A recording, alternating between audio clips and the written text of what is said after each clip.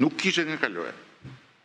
Ishte zënë rruga komplet midis dy pallateve, dhe për të dalë në rrugën kryesore, ata duhet futeshin në për lokale.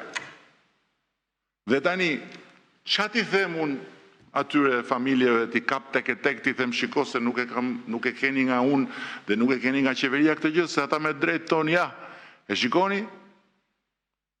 shikoni, ja, u korruptuat, ju dha lekët, ju bëri këtë, ju bëri atë, se kjo bën mu, si su hoq, kanë shumë drejt. Si do kaloj mes lokatëve, ata thonë shqyqyr, erdhi kjo ditë, që të na hapet më në fund rruga. Tari si të bëjmë të pushoj, mos flas fare, dhe ata le të vazhdojnë të rinë me idenë që ma dhanë mua votën 83 mandate që të vazhdojnë të rinë me atë zaptusin atje, që shkon kap një gjukatës dhe gjukaci komplet pa lidhje i merë mas sigurie në orën 8 mëngjezit, as nuk e di fare se për qa merë mas sigurie, se janë i bindur që ai nuk e ka pa fotografi, nuk e di se për qa bëhet fjalë. Se po të kështë parë të fotografi, do të amendon të si për vetën e vetë, do thoshe jo më falë, këtu ti s'merë mas sigurie. Mas sigurie për ndërtim pa leje. Si merët mas sigurie për ndërtim pa leje? Mund të ma thua qa mas sigurie do marë për ndërtim pa leje? Qa do gjykoj gjukata për ndërtim pa leje? Dhe arsyeja e vetme në këtë rast është që jo vetëm është interes publik, po është dhe personale. Në kuptimin e raportit me qytetarët dhe në kuptimin e dignitetit të gjithë qeverisë. E të gjithë këtij operacioni, se ndryshe në qoftë se njerëzit thonë këti e lan, këti e hoqën, atje e lan, atje e hoqën, s'ka më asnjë lloj digniteti kjo punë. Dhe njerëzit do ta dinë, aty ku nuk hiqet, nuk është qeveria. Nuk është bashkia, nuk është inspektoriati, nuk është policia, është ky.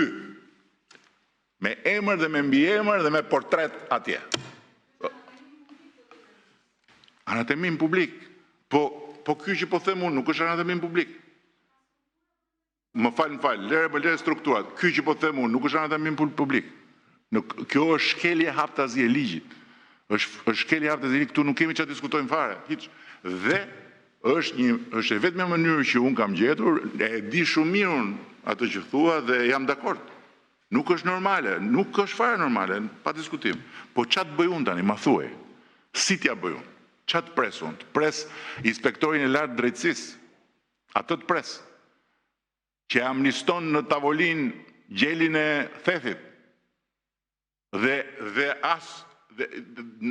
gjën më flagrante, që është mosfillim, do që shpall mosfillimin e çështjes pa e hyrë fare të fakteve. Ç'a të pres? Dhe nuk kam folur. Por ama, momentin kur do shkelin popullin, atje, jo politikanët, jo këta, unë kam rezerva sa dush për plot gjëra që bëjnë ta. S'flas. Kam plot, s'flas. Po kur të shkelim me këmbë këta, popullin, që në pikë cabau, dalin atje, pa pikë përgjegjësie, i paguan ky popull ata si frëngu pulën. I kemi dhënë pavarësinë që se kanë pasur që ka 1912. Po, deri tek marrja e fytyrës në publik, ndërkohë që ata si njeh njëri fare. As nuk i njeh njëri si di fare, as kush janë, as ç'a bëjnë, edhe i japin vetes super pushtetin që ti thonë një lagje e tërë, hikni mos se si u llogaris fare se do jap mas siguri e këtij. Kjo nuk ndodh. E kuptoj që nuk është normale, por tani jam normalizuar jashtëzakonisht shumë nga ç'kam qenë. Mos prisni tani.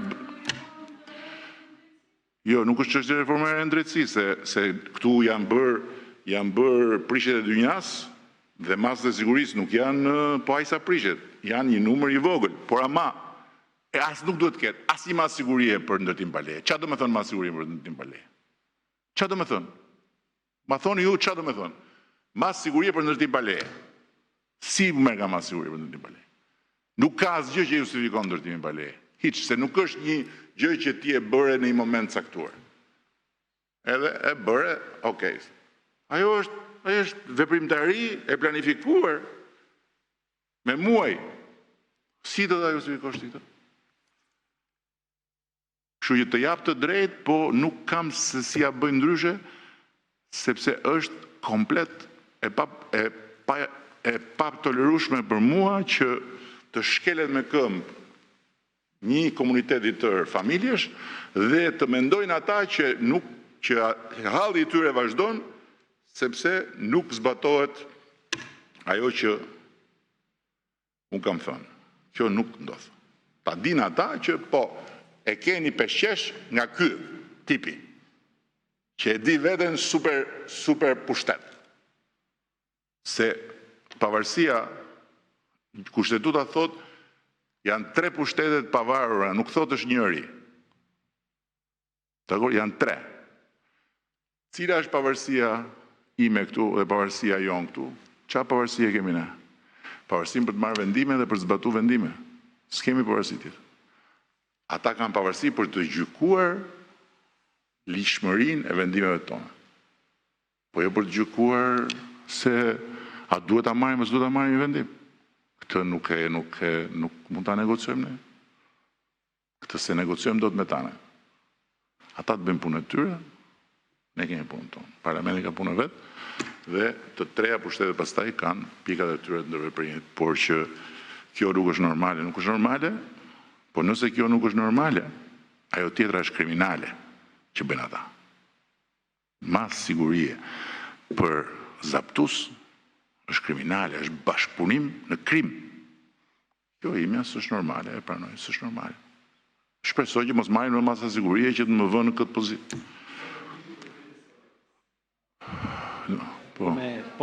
Po me problemet dhe me masat e sigurimit. Ka diçka kontradiktore në atë që thoni dhe në atë që propozua. Ju e pranoni, e thatë vetë gjatë fjalës tuaj, që institucion shtetëror, ato që janë institucion kontrolluese, kanë dështuar, për këtë arsye kemi 1, 2, 3, 4, 5 probleme me ndërtime pa leje dhe me tejkalim të lejes e tjera. Dhe nga ana tjetër, ju thoni qytetarëve që vendimet e këtyre institucioneve kontrolluese do të ekzekutohen pa pritur vendimin e gjykatës, si do t'i besojmë në verbërisht që këto institucione kontrolluese që nuk e kanë bërë detyrën siç e thatë. Tani shiko, të lutem se kam shumë problem tashi që të bëhemi të gjithë jurist. Aman të keq. Se unë nuk jam jurist, ti nuk je jurist. Jo, unë di për shembull që masa e sigurimit apelohet, nuk të lutem edhe një herë tjetër. Se mos bëhemi gjithë jurist. Nuk është jurist, nuk është për juridik, është diçka shumë e thjeshtë, është elementare. Ashtu të duket. Edhe ty dhe mua shumë na duket, po mua kjo puna këtu më ka mësuar që nuk janë kaq elementare sa që na duken ne. Edhe sqarojeni njerëzit për atë ligjin për barazinë gjinore, për shembull, se i keni bërë çorap. Ca duan të bëjnë vetë çorap, ca duan të bëjnë çorap, po të paktën ju sqarojeni për shembull, se ajo është shumë e thjeshtë. Ligji për barazinë gjinore nuk ka absolutisht asgjë që lidhet me gjithë këto shqetësime të mëdha që janë krijuar. S'ka zero fare, është ligj për barazinë gjinore. Kupton sa e thjeshtë është? Po e keni bërë çorap. Kështu që po të gjithë bashkë. Kështu që në rastin konkret edhe herë që t'jemi shumë të qartë.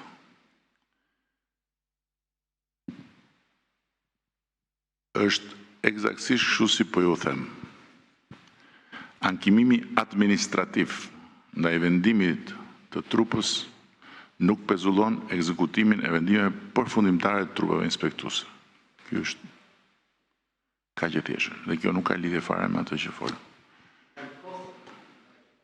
Çfarë po thua mua? O ju jeni çuditshëm. O zotri, ndërtimi pa leje është kostoja e ndërtuesit pa leje. Ashtu.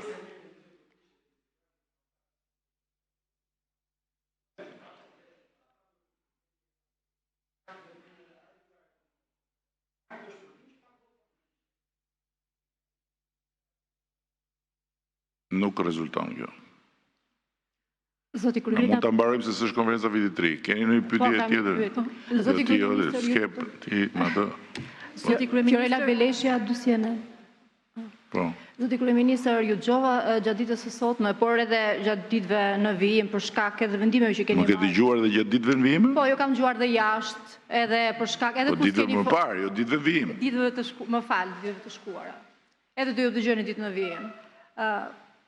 Tashmë jeni një mandat të 4 me 83 mandate dhe duke që jeni të gatshëm për të shuar në fund të gjitha aksionet që ju ndërmerrni apo vendimi që ju ndërmerrni pavarësisht faktorëve të tjerë. Edhe me propozime që keni bërë për ndryshimet ligjore që ende nuk kanë hyrë në fuqi pasi duhet kalojnë në parlament fillimisht, kërkoni që pezullimi apo vendimet e gjykatës administrative mos pezullojnë vendimet për aksione. Edhe një herë të lutem shumë, lexoni siç është se nuk është kështu siç e thua.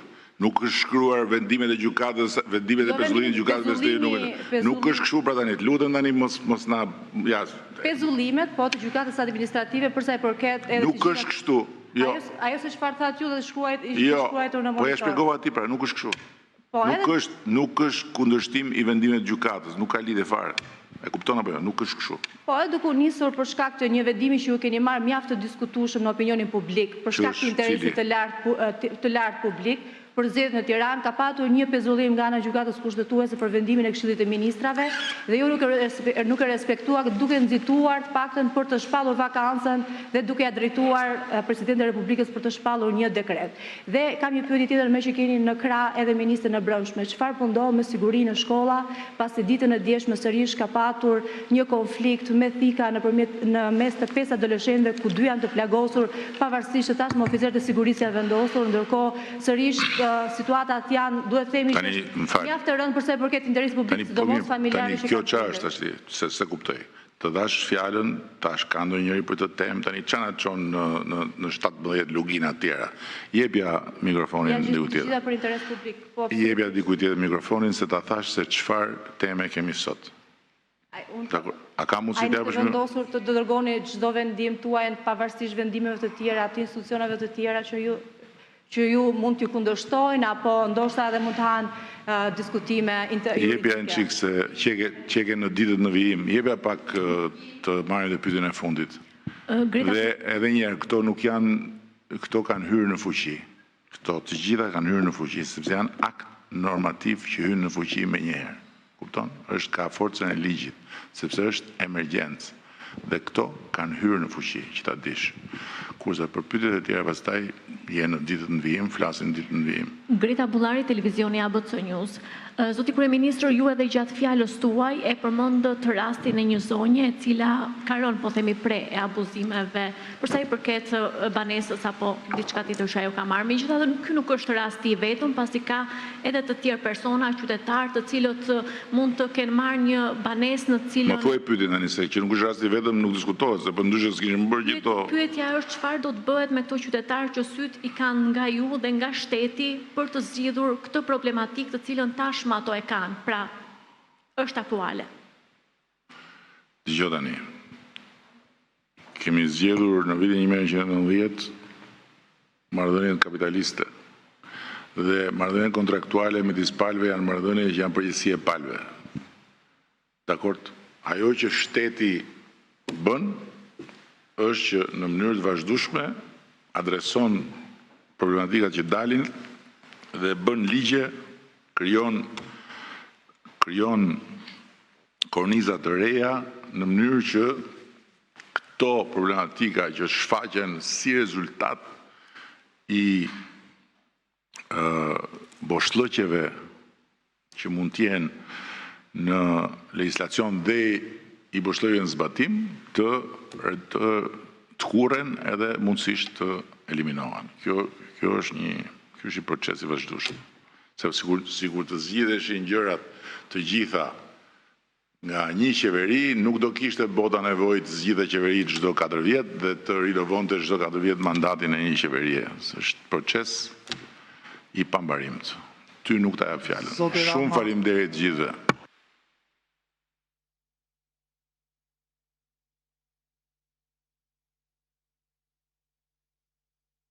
Mirë, ka qenë kjo konferenca për media dhe kryeministrit Rama, ju përshëndes.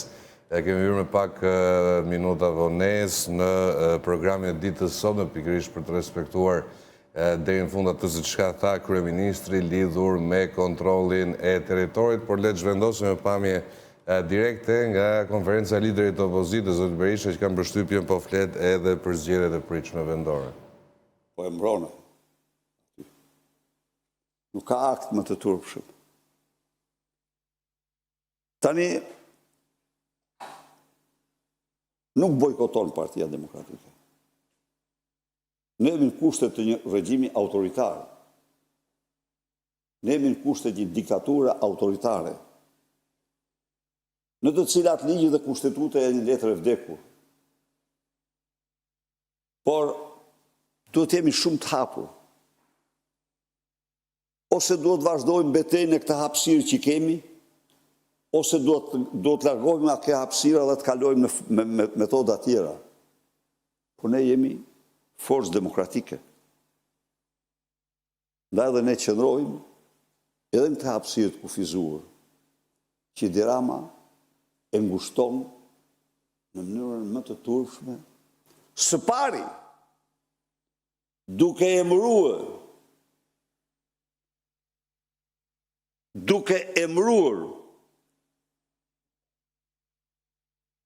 për kryetar, për kandidate për Bashkinë e Tiranës, njërën nga njerëzit më të korruptuar dhe më të inkriminuar në historinë e vendit.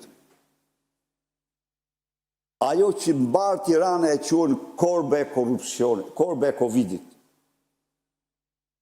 Nuk ka gjë më të rëndë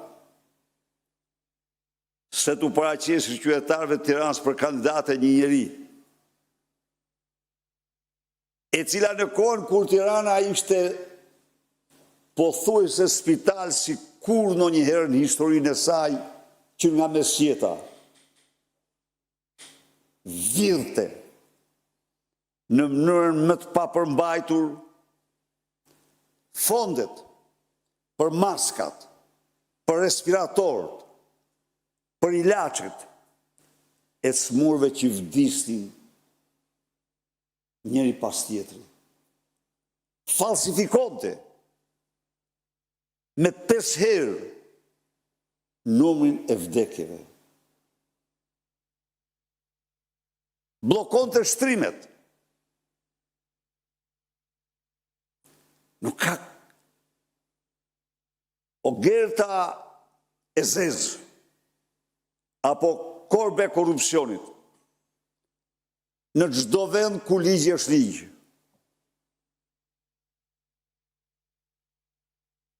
Do të dënohej me dënimet maksimale të kodit të atyre vendeve. Absolutisht me dënimet më maksimale të kodit të atyre vendeve. Ajo ngjiti Shqipërinë në 3-4 vendet me vdekshmërinë më të lartë në botë nga Covidi. Pikërisht me vjedhjet që u bënte fondeve për ilaçe.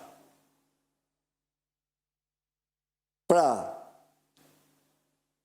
merr këtë të parën tek Edi Rama.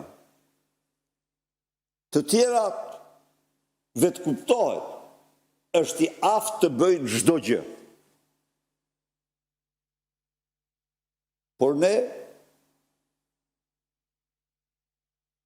ne nuk bojkotojmë. Jo, edhe unë jam i bindur se akti më i thjesht është bojkoti. Akti më i vështirë është vazhdimi i betejës, në atë hapësirë që ke. Ne këtë do bëjmë. Edi Rama do festonte nëse ne do bojkotonim. Por ne nuk do japim atë kaqësi atij. Ne do ta luftojmë atë çdo orë, çdo ditë, kudo që tjetë. Duke qenë se nuk do të bojkotonim garën për Tiranën, kur do mblidhet kryesia për të shpallur kandidatin zyrtar të Partisë Demokratike? Deri në këto momente kemi vetëm 3 kandidatë të propozuar nga aleatët, Edvira Çepani, Ermal Hasimja dhe Florian Haçkaj. Apo janë këto kandidatët potencial të Partisë Demokratike? Këto janë emra shumë të mirë. Janë personalitete me vlera qytetare dhe morale të pakrahasueshme. Partia Demokratike, siç unë kam shpjeguar këtu para jush, gjatë këtyre kohëve është bërë me modelin, jo me emrat. Me aleatët tanë, ne kemi diskutuar për modelin që do ndjekim. Do me thamë, do tjetë ky një kandidatur politike e Partisë Demokratike, apo nuk do jetë? Do tjetë ky një kandidatur politike e koalicionit, apo nuk do jetë? Do tjetë ky një kandidatur e pavarur që do e mbështesin të gjitha partitë e koalicionit, apo nuk do jetë? Pra, ku është konfluimi më i madh? Do më thënë, ujdia më e madhe. Në cilin model? Por ne, kandidatura kemi të pakrahasueshme me korbën e Covidit dhe ne nga gara nuk tërhiqemi. Tani, unë i rezervoj vetës të drejtën që të mos prononcohem. Jam i gatshëm të mbështes modelin që pranohet më gjerësisht nga opozita. Mundet po, mundet. Së them me siguri se kam, po mundet po. Përveç Tiranës, zoti Berisha, zgjedhje ka dhe në 5 bashki të tjera të vendit. A i ka gati Partia Demokratike kandidatët edhe në këto bashki? Dhe kur do i prezentoni? Kudo Partia Demokratike i ka kandidat gatshëm. Ka. Që është forcë politike kryesore e vendit. Po merren strukturat, po merren me këtë dhe Partia Demokratike do paraqes kandidat më të mirë. Miru pafshim.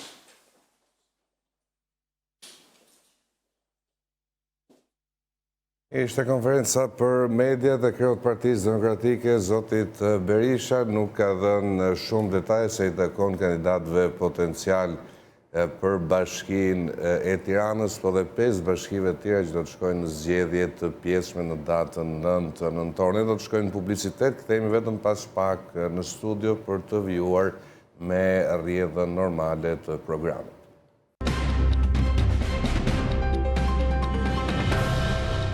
Mirë, kthehemi në studio të flasim tani për kontrollin e territorit. Ka patur një konferencë relativisht të gjatë nga ana e kryeministrit Rama me gazetarët. Do të diskutojmë në lidhje drejt për drejt me zotin Agron Axhimali nga shoqata e bashkive. Zoti Axhimali, shumë faleminderit.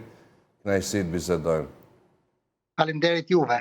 Mirë, është diçka që prek dhe bashkit, por gjithashtu në vitet e fundit kemi parë dhe qeverinë që të marrë goxha kompetenca në këtë drejtim, sidomos edhe me leje. Çfarë bëri përshtypje, çfarë beson se kanë qenë lajmet më kryesore? Mediat janë fokusuar kryesisht tek penalitetet, tek shkelja, po themi, e lejeve të ndërtimit, tek tjetërsimi i tyre, tek mosmbajtja, si thua, premtimit mbi atë që thuhet në projekt dhe produktin final. Për shembull, një nga gjërat që bëri po themi lajm kishte edhe lidhje me penalitetet në masën 5 vjeçare për shkelësit. Shiko doj, të gjitha qëndrojnë, të gjitha janë reale, të gjitha janë të vërteta, të gjitha janë shqetësime. Të gjitha kanë shkelur çështjen e rregullores ndërtimit apo të territorit. E ka shkelur vetë qeveria e para që ka toleruar, e kanë shkelur vetë bashkitë apo institucionet e tyre që kontrollojnë territorin, ato jetojnë në territor, i kanë syt veshët për të parë gjithçka që ndodh. E kanë shkelur vetë me ndryshimet ligjore. Ligji 107 i planifikimit hapësinor ka ndryshuar me 10 herë. Ka pas vite që brenda një viti janë ndryshuar dhe 2-3 herë, po kjo nuk është normale. Në një shtet fort, në një shtet përgatitur mirë, kuadri ligjor përgatitet dhe i reziston kohës, jo të bëjmë VKM për VKM edhe asgjë nuk ndodh në teren. E kemi shkelur ne qytetarët, e kanë shkelur ndërtuesit dhe investitorët. Pra jemi të gjithë bashkë përgjegjës dhe kjo është një thirrje më tepër se sa të kritikojmë qeverinë dhe institucionet, është një përgjegjësi kombëtare që ne duhet të largohemi nga këto probleme me territorin. Por mua ka nevojë më tepër të rregulluar tërë sistemin se sa për të shkuar tek penalitetet. Nuk jam kundër penaliteteve, kush i bën le ti paguaj dhe meriton dëshkimin. I quajti terrorist Agron, veproni si ata të Hamasit, ta i fusni njerëzit në shtëpi pa ju bërë ashensorët akoma dhe më pas i braktisni aty. Është një praktikë që siç e the ti ka ndodhur fatkeqësisht. Shiko, qëndron edhe një është e patolerueshme që punohet në katin e 4 dhe ai që ka bler hyrje në kat 3 jeton aty. Pra këto janë skandale të papar, por kryeministri nuk është se s'ka jetuar në Shqipëri. Ka qenë kryetar bashkie kryeministri, është kryeministër, sot nuk është se ka bërë në zbulim, këto kanë bashkjetuar me ne këto shkelje. Tash çështja e terrorista apo pa terrorista, kjo është një gjuhë tjetër që kam thonë kryeministri kur vihet në mëngjes i dëshpëruar nuk e kontrollon edhe gjuhën në këtë rast, por megjithatë Gjoj, të harrojmë gjuhën e kryeministrit. Ka nevojë për një reformë shumë të fortë të kontrollit të territorit. Ka nevojë për institucione të forta, ka nevojë për edukim dhe ndërgjegjësim, sikundër ai që e shkel, ai që të jep çelësat e shtëpisë pa rregulluar ashensorin, pa rregulluar garazhin, pa u mbaruar 100% apartamentit, nuk mund të futet asnjë banor. Ne këtë duhet të jemi të qartë, në fakt edhe investitorit duhet na lejojë dhe ne duhet të insistojmë. Por mendoj që territori duhet marrë një dimension tjetër, duhet marrë dimensionin e aspekteve sociale për cilin do qytetar, sepse kështu nuk shkohet më. Unë kam përshëndetur, kemi diskutuar që është mirë të lërohen hapësirat publike dhe kam thënë shumë mirë është, për çështja e kontrollit të territorit nuk është vetëm kur largo karriket dhe çadrat, është më e gjerë. Dhe ja ku hap sot kjo çështje që ka nevojë për të riparë në një dimension tjetër. Unë uroj që mos të ngeli këtu në deklaratat e kryeministrit. Unë uroj që të ndërtohet një piramidë e këtij sistemi të kontrollit të territorit ku secili institucion të ketë përgjegjësitë e veta dhe le të jetë kjo një herë stop, ndalesa e fundit e shkeljes së çështjeve që kanë të bëjnë me territorin apo leje të ndërtimit, por ka dhe gjë tjetër. Vetë sistemi, vetë qeveria duhet ta krijojë rrethana lehtësuese për ndërtuesin, për qytetarin, duhet ta ndërtojë infrastrukturën administrative për këto procese, duhet të ndërtojë infrastrukturën e kontrollit të territorit me mekanizma që jo t'i ndëshkojmë, jo t'ju ashemi, po t'i parandalojmë. Nëse nuk i parandalojmë kostot, pastaj do jenë më të dhimbshme kur ne shkojmë e shembim pallatin, hotelin apo ndërtesat. Ne nuk duhet të lejojmë të ndërtohet, jo të tregojmë fuqi për të shembur. Agron, lidhur edhe me, po themi, një sër rregullash se si duhet ndërtuar për oraret, kryeministri u pyet edhe për këtë. Duhet ketë një disiplinim, ndërtimi orar pa orar shkakton ndotje midisore, ndotje akustike, shkakton trafik, pra duhet ketë një rregullim, ta dinë dhe qytetarët kur ta presin zhurmën, të mundohen ta menaxhojnë, sepse nuk shohim, po themi, në një lloj orari strikt, që të paktën ta dish kur do të vi ndotja, kur do të vi zhurma, kur do të vi trafiku.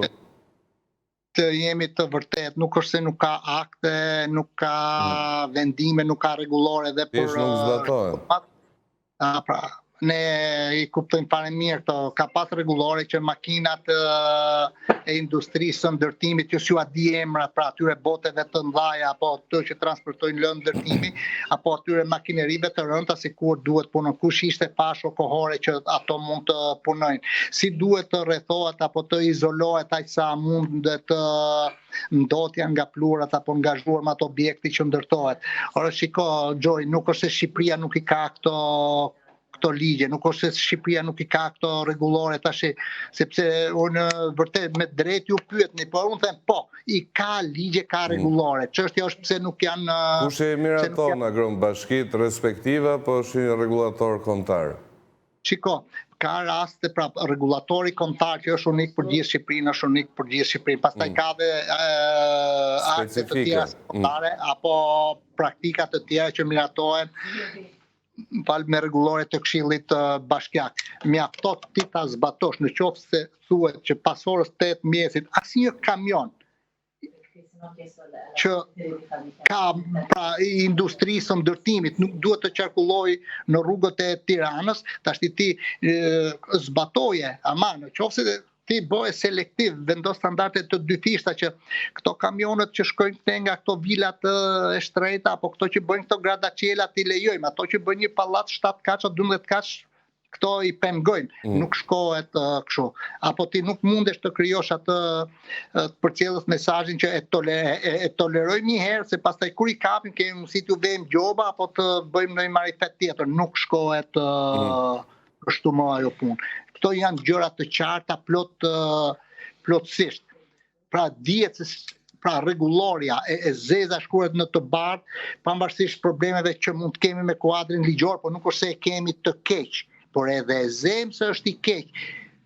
Cili do qytetar apo biznesmen apo zyrtar e kanë për detyrë ta zbatojnë ashtu siç është. Nuk ke arsye ti të bësh interpretime, po ta le orën 7, ta le orën 8, ta le 12, është thënë ora 12, nuk ka zhurma, nuk ka muzikë, mbyll muzikën. Kaq është fare e thjeshtë. Por tash këto institucione kishin humbur për hir të së vërtetës ndjesin për kontrollin e territorit, patën rënë shumë edhe i përshëndes këto ndërhyrje të qeverisë në fakt, por uroj që ta bëjnë në mënyrë institucionale, mos tjetë në fazën deklarative apo mos tjetë në kuadrin atyre që Rama bë gjithmonë i mbledh dhe gjërat vazhdojnë 3 ditë pas 3 ditësh e dim parimin e shqiptarët, harrohet çdo gjë. Çudia më e madhe. Agron, ndërkohë lidhur edhe me hapësirat e përbashkëta, u ndal kryeministri, e kemi parë të postoj edhe në javët që kemi lënë pas raste ku gjykatat, si thua, bëhen palë me një lloj palishmërie dhe ka një parim i cili është i saktë që nuk duhet merresh në vendime gjykatash, por duke ditur të metat e drejtësisë në Shqipëri nuk dim se në cilën anë të peshores të anojmë edhe ne, nëse kryeministri ka drejt apo nëse duhet qëndroj larg verdiktit të peshores së drejtësisë. Si e ke parë këtë nga vëzhgimet në terren, por dhe nga rastet që janë publikuar nga shefi ekzekutivit? Shiko, çfarë shikoj nga praktika, shikoj katastrofë. Si ka mundësi një ndërtues, qofti madh apo qofti vogël, bëhet pronari sipërfaqeve publike, për cilën e ka shitur atë apartament, atë ndërtesë, atë objekt, me të gjitha këto facilitetet. Pra ti ke thënë atij apartamenti që ke hapësirë publike, gjetbrim për fëmijën, për karrocën, me këto të dhëna të tjera, edhe ti tashmë shkon e zapton ti i pari, apo se je ish pronari dhe bëhesh pronar, apo je investitor bëhesh pronar i hapësirave publike, ato jo duhet të shkallmohen, po duhet ishin shkallmuar, ato meritojnë penalitete të mëdha. Jo vetëm gjoba, por ta kthejnë në identitet ato që kanë shfrytzuar në mënyrë të palishme. Të dënojnë atë inspektorin që e zonës që ka qenë përgjegjës edhe që ka i bashkëjetuar me atë dëmin që ka shkaktuar ai. Unë nuk po hyj këtu i korruptuar i pa korruptuar se nuk di, por ke pas detyrë të hapësh sy të kontrollosh territorin aty. Tashmë, pjesa tjetër që lidhet me faktin e ankimimit, duhet të pranojmë një gjë, Gjoj, në një sistem demokratik të drejtën për të ankimuar e kanë të gjithë. Në qoftë se çështjet nuk shkojnë ashtu siç duhet, edhe kryeministri ka drejtë të ndjekë ankimimit. Në qoftë se nuk është. Po në këtë rast, Agron, nuk po flasim për një qytetar të thjeshtë që po komenton një vendim gjykate, është shefi më i lartë I pushtetit ekzekutiv. Pra sa intimidues mund të jetë kryeministri në rastet kur proceset ndoshta kanë qenë të drejta? Shiko, shumë intimidues është ndajja në sistem demokratik, në këtë arkitekturën e një shteti demokratik, gjërat janë të ndara, të pëlqen vendimi, je I detyruar, por e dal nga goja e kryeministit me drejt ju theksoni, ajo rëndon më shumë, por unë po thej pak më parë që kryeministri ka mekanizmat tjerë, jo të intimidoj prokuror apo gjykatës, por të rregulloj sistemin, të ndërtoj politika të qarta, të marri të gjitha masat që të ndjeki çështjen për ta rregulluar, sepse ai është votuar për të rregulluar tërë sistemin, por nuk është rregulluar për të goditur sistemin. Ai është votuar për të rregulluar shoqërinë dhe institucionet, por nuk është aty për të intimiduar për gjëra që nuk shkojnë ashtu siç thotë kryeministri. Ama duhet me I pa rast patrasi, sepse ka dhe gjëra, në qoftë se ti vetë ja ke dhënë lejen, I ke dhënë licencën, e ke trajtuar si një subjekt ligjshëm shfrytëzimin e këtij territori dhe ai ka paguar taksa, ti e ndjer mirë që ke përfituar nga këto gjëra dhe tashmë ti shkon e shem, prit se këtu duhet të qartësohen pak gjërat. Nuk mund të shkohet kështu, pra ajo parimi që kemi ne jemi kështu shumë masivista. Kur nisim me prish gjithçka, po prit se kjo punë ka nevojë të jemi të drejtë, të trajtojmë gjërat në mënyrë të barabartë. Agron, dhe sot dëgjuam shpeshherë edhe fjalën burg. Mendon se është një masë e nevojshme me kaq anomali sa vërejmë në terren, sepse ndonjëherë ndoshta edhe Rama ka drejt që veprimet bëhen të tilla që janë të pakorrigjueshme, futen dhe njerëzit të shkretët ndonjëherë që sakrifikojnë shumë për të blerë një banesë dhe ai që ka ndërtuar bën disa kate shtesë që s'ke as se si ti shëmbësh. Në këto raste duhet të ketë masa agresive. Gjoj, pse lejo Tashti, të vim të çështja burgut. Tashi, është mirë që këtë lloj fjale në fakt që nuk është shumë e rëndon për veshin, për djesin, e cili do, por aty ngullon mirë dhe një fëmijë 10 vjeç apo sa ka filluar të kuptoj që thotë, ky ka ndërtyer të fus burg, se u bëm si para viteve 90 që po shave qeverin burg, po tentove me kalu kufirin burg, po bëre këtë burg, po pse tashti një vend që është pranë antarësimit në BE, nuk përdor fjalën burg, përdor fjalën ndërgjegjësim, edukim, rregullim institucionesh, forcimi kapaciteteve lokale. Pra ne duhet kemi këtë terminologji të gjuhës, se më kam thënë fjala kryeministrit është shumë e rëndë. Fjala kryeministrit, pavarësisht se në këtë qytetarët mund ta kenë qejf se ne vim nga I regjim komunist dhe kur themi që ka I kryeministër fort, ai të pushkato po desh, ai të veret po desh, ai ta shem këtë po desh dhe ne kënaqemi gjithë, por nuk është kjo ajo që pret. Unë duhet kemi kryeministër që thotë këtu nuk duhet të lejohet, institucionet duhet të forcohen, mos lejoni këtë, nuk duhet bëjmë këtë. Edhe është mesazhi që unë përcjell që më jep atë qetësinë sociale mua. Shkojmë tek shembjet 5-4-3-4. Po pse e ke lejuar ti? Është shumë e vështirë me kaq njësi administrative, me kaq specialistë, me agjenci ligjzbatuese në nivel vendor dhe në nivel qendror, ti si je në gjendje të shikosh që po ngrihet një kat më shumë, po kjo është padrejtësi, kjo është një mashtrim. Fare, sepse do t'ju them vetëm një rast. Më telefonojnë në zyrë apo njerëz që jo.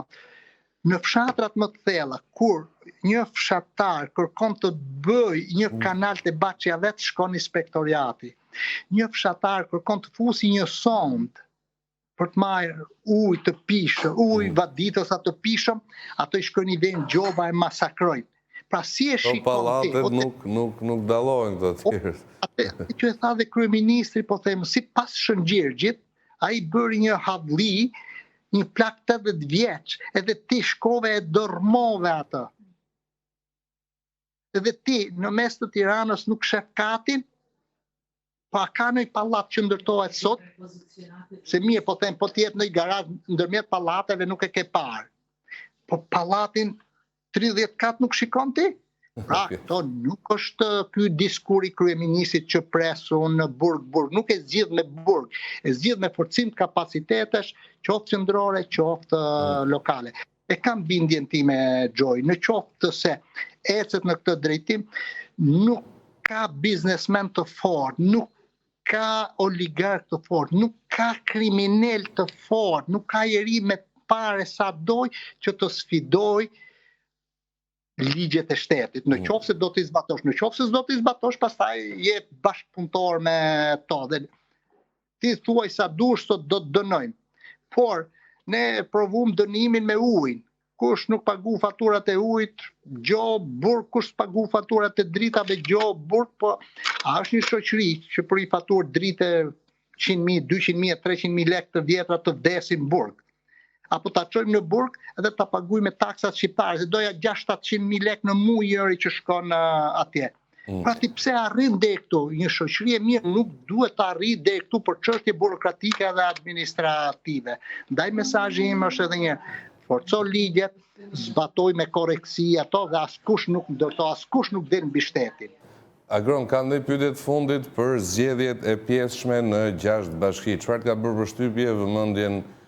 Duket si ka marrë më shumë Tirana, aq sa nuk dim se kush do të jenë dhe kandidatët e tjerë. Cilat janë pritshmëritë tua?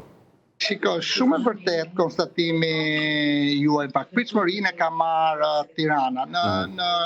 Në mendimin tim me shumë e padrejtë, në fakt edhe pse kuptoj pse e merr Tirana. Shumë i zgënjur jam nga dimensioni politik i gjitha partive. Pse neglizho ti Matin? Pse nuk të qash shpirti ty të thuash që nuk e le Matin pa kryetar, edhe pse kanë kaluar afatet, Beratin, Tepelena, po ti je shumë i angazhuar për Tiranën. Mua të më trajtosh si dorës dytë në Matën Tepelenti, po jo më unë jam isoj si i Tiranës jam dhe unë. Më hiku kryetari, zbato ligjin, më bën zgjedhje për kryetar. Kaq është fare e thjeshtë. Por bën dhe pak politik. I zgënjur nga forcat politike që si duket e kanë fik Chelsea ke këto 5 bashki të tjera për kandidatë, se shikoj që nuk ka dikur ka pas dinamik shumë të fort, kandidaturat nga njëra palë, nga pala tjetër, shumë interesa. Por Tirana eklipsoi situatën. Shiko, edhe drejta politike, aspektet sociale, duhet të shpërndahen në Shqipëri me të njëjtën vëmendje. Ne nuk mund të them që Berat, më lem se s'kemi interes për Beratin, për Tepelen, na duhet Tirana. Jo, të gjithë qytetarët duhen trajtuar njësoj edhe me bashki, dhe me të zgjedhurit, dhe me fushatën. Por tash ky është ai realiteti jon. Lidhur me Tirana mund të shtoj edhe diçka tjetër që shiko, është çuditërisht në fakt ndodh në Shqipëri. Ne nuk zbatojmë, pra dhe kryeministri dhe kryetari i Partisë Socialiste nuk zbaton ligjin vet. Si ti nxjerr kandidat, vazhdo fushatën, ndërkohë që afati për bërë fushat, kur ta fillosh e ka përcaktoj një institucion tjetër, ti si i lejuar të bësh fushat, apo të hapsh fushata, të rish në teren, bësh fushat ndërkohë që ti e ke shkel ligjin, nuk është afati. Afati për të bërë fushat është përcaktuar në një fasho tjetër kohore. Pse do bën fushat ti? Kjo nuk bëhet kështu. Pa diskutu pastaj edhe këtë problemin tjetër që kemi me 2 ankimime të njëjtpasnjëshme në gjykatën kushtetuese për ankimimin e shkarkimit dhe ankimimin e datës zgjedhjeve. Duhet ta them për ty dhe teleshikuesit e nderuar të televizionit tuaj, jam kundër dekretimit datës së zgjedhjeve në Tiranë, që ndoj plotësisht që është e drejtë dekretimi për 5 bashkitë e tjera. Fakti që zoti Belia e ankimoi edhe pra vendimin e shkarkimit, presidenti nuk duhet të shkonte në dekretim të datës zgjedhjeve. Por tashmë kjo është ajo kultura e funksionimit të institucioneve shqiptare, por i qëndroj edhe njëherë tek kësaj mesazhin që ne bëhemi të fortë si shoqëri, të fortë si institucione, shteti fort, në qoftë se zbatojmë ligjet, zbatojmë vendimet e organeve kushtetuese. Asgjë nuk duhet prevalojë mbi këto, asnjë interes politik dhe partijak. E qartë, Agron, falenderoj shumë që ishe me ne, shumë kënaqësi të bisedonim. Edhe unë ju falenderoj juve. Miq, ishim me Agron Axhimari nga Shoqata e Bashkive, ne do të shkojmë në publicitet, kthehemi vetëm pas pak në studio.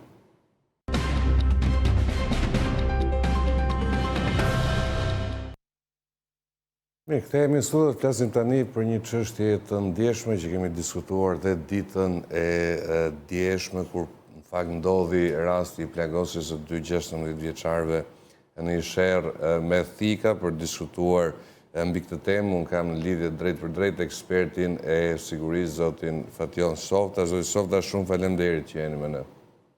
Përshëndetje, faleminderit juve. Mirë, zoti Softa, është një rast goxha i përsëritur, për të qenë sinqert, por krimi ndodhi dhe një ditë pasi autoritetet, përfshirë dhe kryeministri Rama, folën për prani të po themi forcave të sigurisë, qofshin ato të policisë ose policisë bashkiake, nga ana tjetër në ambientet e shkollave dhe në territorin e shkollave, për të parandaluar ngjarje të tilla. Çfarë po ndodh, pse nuk po arrim dot të vendosim një mekanizëm bazë kontrolli, që të paktën nuk po themi që fëmijët të mos kenë asnjë përplasje në shkollë, sepse me rritjen dhe moshën vijnë dhe po themi konflikte të çastit, por të agravohet deri në përdorimin e mjeteve prerëse apo largqoftë edhe më tej, mendoj që kemi një problem real. Çfarë po ndodh në gjykimin tënd? Së pari, ky është një problem shqetësues me drejt, e cila prek çdo familje, sa herë që dëgjon një ngjarje, kushdo që ka fëmijë në shkollë ndihet keq, ndihet i pasigurt, fillon ndihet i shqetësuar sepse është pamundësia e kontrollit çfarë ndodh në ambientet shkollore dhe rreth ambienteve shkollore. Për aq kohë sa ato e kanë nisur për në shkollë dhe janë detyra dhe punët e tyre, hallet e tyre të përditshme. E kjo ndodh sepse kur ne themi parandalim do të thotë deri në momentin që nuk ka ndodhur një ngjarje. Dhe për aq kohë sa ne kemi ngjarje, kjo kërkon një analizë, shkaqet dhe faktorët.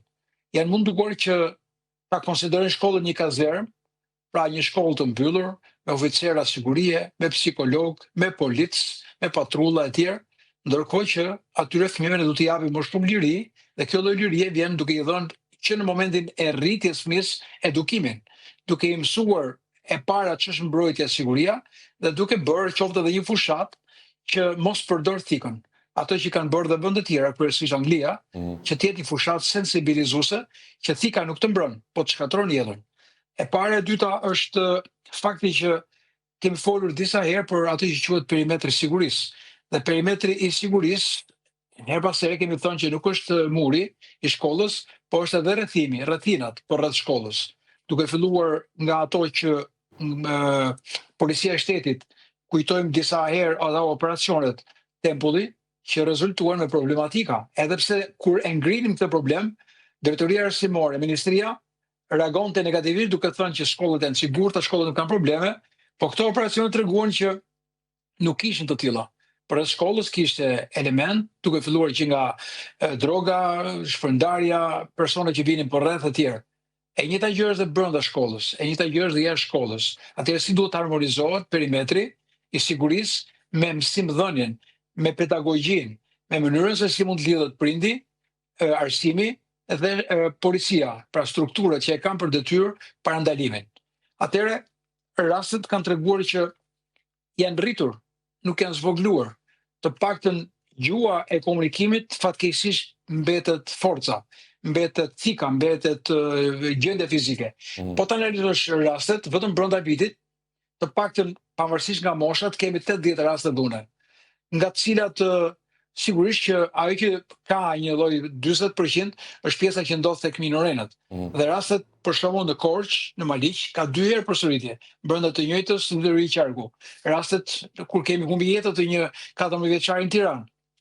Rasti i Kamzës është prapë një rast i freskët që tregon edhe një herë që këta nuk kanë zgjidhur si probleme dhe vazhdon të barten. Atëherë dikush thotë që ne duhet të rrisim kontrollin fizik. Po a mund t'i mësojmë fëmijët me kontroll të çantave?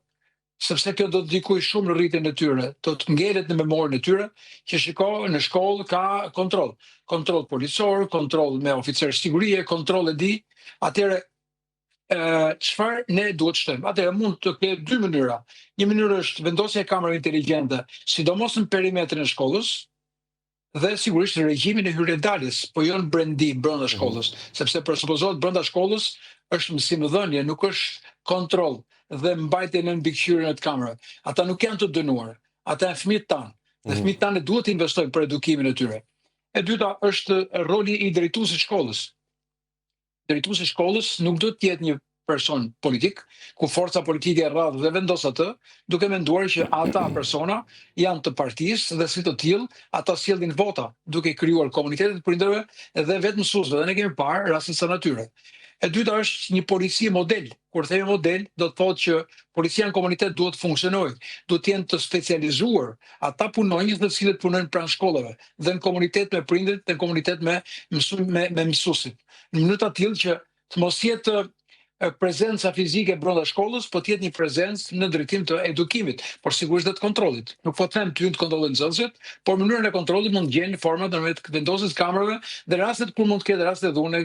Mendoj që ka ardhur kohë për ndërtuar një aplikacion, sepse fëmijët për shkak të moshës e kanë shumë të vështirë të tregojnë problemet dhe shqetësimet që kanë dhe i mbajnë të fshehura këto. Kjo është arsyeja që një vajzë u hodh dhe humbi jetën, kjo është raste që ato përfundojnë me për shkak të bullizmit me humbi jetën, dhe ata nuk komunikojnë as me mësuesin, as me prindërit. Atëherë mund të jetë një aplikacion ku në mënyrë anonime secili këtë problem dhe shqetësim ta adresojë për personin për cilën e bullizon. Atëherë kjo mund të jetë një vëmendje më shumë, një vëmendje e shtuar, sepse do të ndihmojë në struktura të cilët të dinë të përqendrohen tek shkolla apo tek ato ambiente shkolle ku ka raste të sinjalizimit të kësaj dhune. E tjetër gjë është edhe puna e pushtetit lokal. Pushteti lokal për shembull është mjaftuar vetëm me fasadën e shkollave, por nuk është marrë me brendinë e shkollave. Dhe kjo kërkon që shkollat të kenë edhe aktivitete. Kur do të thotë aktivitete, për shembull, këto energji që ato kanë, të argjën duke luajtur futboll, duke bërë lojra të ndryshme, të kenë mundësi të bëjnë gara me stimull material, edhe për sa i përket të lëndëve të ndryshme, të matematikës, të letërsisë apo gjërave të tjera, sepse kjo do ta bëjë atë më të okupuar të qëndrojë në një shoqëri ku e zgjeron komunikimin social, sesa në një shoqëri që komunikimi ka të rrjetet sociale, ku her pas here modelet e tyre janë nxitës dhe her pas here ato kanë krijuar dhe grupe. Nga disa informacione kryejnë grupe të veshur dhe me uniforma të zeza dhe lëvizin me ato monopatet sa herë ka një thirrje shkon grupi. Pra tregojnë si një prezencë, si një skuadër që mund të reagojë dhe mund të veprojë në radhë të një konflikti. Rasti i Kamzës u përfshin 5 veta, tregojnë që ka një masivitet në këtë grindje. Pra nuk është një rast midis 2 personave, por ka një masivitet. Pra 5 persona përfshirë në këtë konflikt. Zoti Zofta, dyshohet ose të paktën ka raportime që sherrri ka nisur nga Tokfjaqi klasik psem shef, dhe kjo ka qenë, po themi, ky ka qenë një lloj trendi në Shqipëri në viteve 90 ose 2000. Si ka mundësi që në vitin 2025 dëgjojmë ende sherrre për motive kaq banale? Unë nuk mendoj që kaq e thjesht vetëm pse më shikon të ketë përfunduar në një konflikt. Pse më shikon vjen si lloj një konflikti të mëparshëm që mund të ketë ndodhur, dhe momenti që pse më shikon mund të ketë qenë agravimi, motivi për të përfunduar në një konflikt. Se sa pse më shikon, njeriu mund ta kthejë dhe me batut. Pra nuk është kështu. Pra tregon që ka një zemërim midis palëve dhe mjafton shikimi i egër apo tundus ka qenë motivi që ka shpërthyer dhe ka përfunduar në dhunë fizike. Sepse fakti që kanë marrë tikat një ditë më parë pas ka ndodhur ky konflikt, tregon që ato kanë qenë shumë të acaruar. Nuk besoj se thjesht vetëm pse më shikove të përfundoj në një situatë të tillë. Dhe këto sherrre janë të heshtura, sepse ndodhin në rrjete të ndryshme sociale, ndodhin për ambiente të ndryshme, mund të ketë motive edhe xhelozie për shumë motive, por ajo çfarë evidentohet pastaj është fakti që konflikti nuk ka një rrëfim të tyre për të treguar të vërtetën, por ka gjithmonë një motiv të rastit për të thënë që më pa me inat ose tha pse po më shikon. Sepse në të gjitha rastet sa herë ndodh një krim, nuk po themi vetëm për adoleshentët, veprimet e para dhe rrëfimet e para janë komplet ndryshe nga realiteti. Për shembull rasti i Durrësit, për shembull, më fal për paralelizmin që nuk ka lidhje, rasti i Durrësit kur hyrin banesë, ja e vrau, ai tha që kërkonte të pardononte. Në fakt nuk ishte kështu. Ishte tjetër gjë, ai qeti brenda një ambienti persona të tjerë, dhe këtu pastaj filloi ai që ishte konflikt dhe përfundoi në vrasje. Pra gjithmonë, sa herë ka një konflikt, thotë unë nuk kam njëri që të kem konflikte, nuk e di kush mund të ma ketë bërë, por nuk vjen asgjë në mënyrë rastësore dhe nuk vjen asgjë në mënyrë banale pse më pe ose pse më fole shtrëmbur. Prandaj këto janë të bartura, të agravuara, ndërsa motivi çastit dhe banal mund të jetë ai që mund shërbej pastaj në hapjen e konfliktit. Zezovta, duket sikur nuk ka më vlerë ajo që ne themi, sepse pas çdo ngjarje kemi bërë, apo themi, emisione që kanë për synim një lloj ndërgjegjësimi. Mendon se duhet që autoritetet të prezantojnë një reformë të mirëfillt ku mbahet përgjegjësi në rast mos kryerjes së detyrës siç duhet nga institucionet? Po të parandalosh është aftësi, është mençuri, është strategji, sepse shkollat janë shumë të ndjeshme për shkak të moshës, po dhe për shkak të ndjeshmërisë që kemi ne si shoqëri, sepse nëse nuk është fëmia im, është fëmia e një personi tim. Është shumë e rëndësishme jeta e një fëmie, më është më e rëndësishme se po e quajmë masat e sigurisë që ne vendosim për personalitetet e larta. Nuk themi të vendosim të njëjtat masa, por duhet i konsiderojmë të tillë, sepse është gjenerata e re që do të zëvendësojë dhe duhet t'i mësojmë ata, t'i çojmë ato drejt dijes, jo t'i mësojmë ata dhe t'i shtyjmë ato drejt dhunës. Dhe kjo kërkon një strategji, patjetër që kërkon një strategji, por kërkon edhe masa shtrënguese, mbrojtëse, duke ndërtuar filtra në mënyrën se si mund të penetrohet apo jo nga muri brenda shkollës. Sepse duhet i kthehemi disa rasteve që kanë ndodhur në disa vende të tjera, rastet në Shtetet Bashkuara të Amerikës, rastet në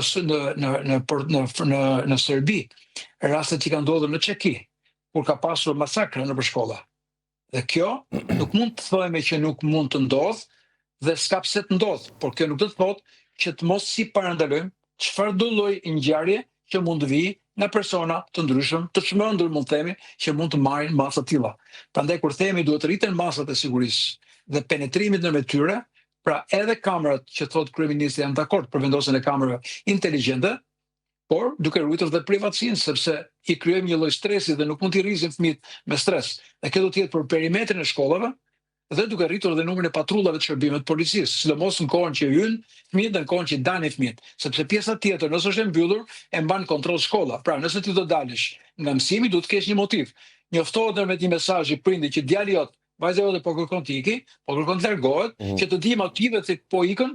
Nëse ai nuk është i sinqert, do thotë po më kërkoj se kam të smur apo nuk ndiej mirë etj. Kështu do të jetë një kontroll prindër dhe mësues me prindër, që të mbahet në kontroll lëvizja nëse ai del para orarit të shkollës. Kurse pjesa tjetër mendoj që prezenca e patrullave të policisë, qoftë të shërbime pa uniform, do të jetë prezente në shkollat, sidomos në shkollat të cilat kanë një historik problematikash dhe kanë një fluks të madh nxënësish, që premisat dhe mundësitë për të ndodhur ngjarje janë më të mundshme. Zezovta, dhe të ndryshonim pak temën e diskutimit dhe të kalojmë tek një tjetër çështje për cilën foli dhe kryeministri në një konferencë për mediat ditën e sotme. Kanë fjalën për kontrollin e territorit, për ndërtimet e palishme, ndërtimet pa leje, abuzimet me lejet ekzistente, e të gjitha ato ngjarje ose fenomene që na shqetësojnë në jetën e përditshme në mjediset urbane. Çfarë të bëri përshtypje u fol për element, po themi, të shtuar ligjor dhe rregullator për parandalimin e shkelësve, për shembull, është thënë që ata që nuk respektojnë lejen do të ketë një blokadë 5 vjeçare, mund të ketë konfiskim total të pronës nëse te kalohet në një masë të caktuar. Çfarë bën përshtypje? Ruajtja e kontrollit dhe menaxhimi i territorit është detyrë që sigurisht e qeverisjes qendrore, po edhe qeverisjes lokale. Qeverisja lokale, qeveria qendrore sigurisht që kanë të njëjtat pesha në ruajtjen dhe menaxhimin e territorit. Kryeministri i vendit në parlament 2 vjet më parë deklaroi që ne do të hedhim në ajër në orbit 2 satelit, pra Albanian 1 dhe Albanian 2, dhe cilat do të merrin kontrollin deri në 70 cm detaje të kontrollit territorit. Dhe këtu përfshinte zjarret, përmbytjet, ndërtimet abuzive që do ndodhin në territor dhe të tjera. Përfshirë dhe plantacionit e drogës, ose nëse do kishte ngjarje kriminale, atentate kryesisht ku pamjet e marrë nga satelitin korreale mund të ndihmonin strukturat përkatëse për të realizuar detyrat e tyre. Kjo gjë nuk ndodhi, sepse brenda 2 vjetëve u shtuan ndërtimet, u shtuan abuzimet, dhe asgjë nga këta nuk ndodhi. Jo vetëm aq, por në të gjitha këto lokale ku çdo muaj shkon një inspektor i bashkisë, ato kanë parë shumë mirë që kanë zënë trotuarin, kanë dalë, kanë mbyllur, a kanë pasur kontrolle her pas here ku shkonin për të parë lejimin apo jo të duanpirjes. Dhe ato lokale ishin të mbyllura. Si u mbyllën ato? Marrim rastin tek Instenishi, për cilën kryeministri i vendit bëri deklaratën e parë që ja modeli i prishjes. Ai lokal është 5 metra katror, 7 metra katror. 7 metra katror mori 200 metra katror. Nuk e pas kush që e zuri këtë 200 metra dhe punoi gjithë këto vite, as sateliti nuk e pa këtë, sepse presupozon që kap deri në 70 cm. 200 metra katror besoj se kanë qenë të dukshme, aq më tepër janë kryqëzime dhe pikat të cilat janë shumë nevralgjike për të mbajtur në kontroll. Atëherë kjo gjë nuk funksionoi. Atëherë kthehemi ke pushteti lokal. Cili nga këta pushteti lokal e ka lejuar? Si ka mundësi, për shembull, që dikush ka një kat parë dhomë kuzhinë, ka marr 200 metra, ka bërë dhe ka të në 200 metra tjera, dhe ka ndodhur vjet. Ka ndodhur vjet, pra pare se gjatë kohës i kanë fluturuar ato vetë themi satelitët. Atëherë sateliti më i mirë është përgjegjësia institucionale. Duke filluar që nga kryetari i bashkisë, nga policia bashkiake, të cilët më shumë shikonin pa satelit makinat që ndalonin për lagje për t'i futur gjobat, dhe nuk shikonin ndërtimet pa leje, luksin e ndërtimeve, fluksin e ndërtimeve e tjerë. A e dini që në Tiranë ka shumë rrugë të cilat janë të zona. Janë të zona dhe janë zvogluar, sepse kanë ndërtime pa leje. Kanë dalë në rrugë, kanë bërë ndërtime, dikush e ka biznes, dikush e ka banesë, dhe këto kanë zvogluar aksin e lëvizjes, arterën e lëvizjes, që është shumë jetike. Nëse merrni rrugën Mysym Shyri, nëse merrni rrugë të tjera, këto janë zvogluar, kanë qenë rrugë me 2 korsi, janë kthyer me 1 korsi, është futur dhe krahu i biçikletave dhe aty s'ke as emergjenca, as mjetet e transportit publik, kemi vetëm mjete që i larguam për fasad dhe i përplasëm në përlagje. Dhe si të tilla, nuk ka pasur një plan zhvillimi. Pra, do shkojmë ke plani i zhvillimit. E para, jam dakord që kjo që ka nisur ta vazhdoj, uroj ta vazhdoj sepse një pjesë nuk kanë lëvizur fare, vazhdojnë të kenë aktivitete, ndoshta do kohën e vet. Po në veri të vendit i buri dinamitin, i prishin brenda 24 orëve. Nuk them që ti prish edhe këtu, se ato janë investime, të cilët me dashje pa dashje këta i kanë lënë. Por aman duhet fillojë dhe të ketë një plan. Çfarë plani ka? Nëse kryeministri thotë që do prishim këto dhe do jap leje, unë çfarë do bëni? Dhe për çdo karrike do mbillni një pemë, dhe jepni kostën për të mbillur një pemë, ky nuk është zhvillim. Dhe nuk është kontroll. Kontroll dhe zhvillim është nëse midis pallatave ku ka mundësi të shikohet plani për ndërtuar parkimin në toksor, që ata banorët i ndihmojmë, qoftë dhe me pagesë, atëherë mbi këtë mund vendoset gjelbrimi. Po ndërtoj një parkim në toksor. Filloj me ndosë se si duhet bëjmë sfidën e parkimeve, se është një problem jetik. Në për rrugë dhe rrugisa, nuk janë vetëm lokalet që kanë zonë rrugët, po janë dhe automjetet që nuk lëviz dot. Nuk kalon dot zjarfiksja, nuk kalon dot ambulanca, nuk kalon dot shërbimet e policisë, nuk kalon dot qytetarët. Qytetarët vijnë në vështirësi me kalamaj, presin të kaloj makina ose makina pret kaloj qytetarët, sepse nuk ka rrugë për të lëvizur në këtë qytet. Nuk ka rrugë alternative, duhen hapur rrugë alternative. Pra të mos shkojmë vetëm ke prishja, po edhe ke ndërtimi. Në këto ndërtime do të ta ndihmojmë më shumë këtë infrastrukturë, sepse kjo lloj infrastrukture e ndërtuar mirë rrit dhe edukimin. Nëse ne e ndërtojmë që kush është më i fortë, kush ka para, kush është i forcës politike ndërton, pjesa tjetër pas arrin vetëm shikon, ka frikë të denoncojë, ka frikë të informojë, sepse do të gjendet përballë ose në një dinamiti ose në një personi që mund të bëjnë rrugë. Dhe këta institucionet, mungesa e institucioneve ka sjellë këto anomali.